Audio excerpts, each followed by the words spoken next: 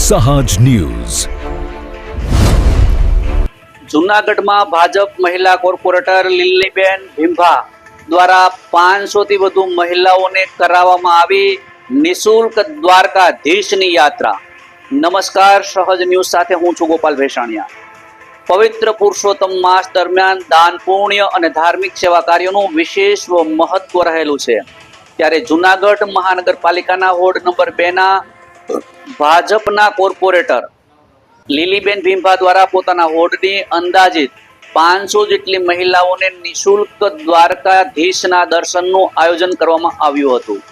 અધિક માસના પાવન અવસરે મહિલાઓ ભક્તિભાવપૂર્વક ધાર્મિક પ્રવૃત્તિમાં જોડાય છે. આ ભાવનાને ધ્યાનમાં રાખી લીલીબેન ભીંભા તથા તેમના પતિ કિરીટભાઈ ભીંભા દ્વારા 11 જેટલી ખાનગી બસોની વ્યવસ્થા કરવામાં આવી હતી. આ યાત્રા અંતર્ગત મહિલાઓને દ્વારકાધીશ ઉપરાંત આસપાસના વિવિધ ધાર્મિક સ્થળોના દર્શનનો લાભ આપ્યો હતો. યાત્રાના પ્રસ્થાન સમયે શહેર ભાજપ પ્રમુખ, મનપાના ચેરપર્સન, ડેપ્યુટી મેયર તેમજ શાસક પક્ષના આગેવાનો ઉપસ્થિત રહ્યા હતા.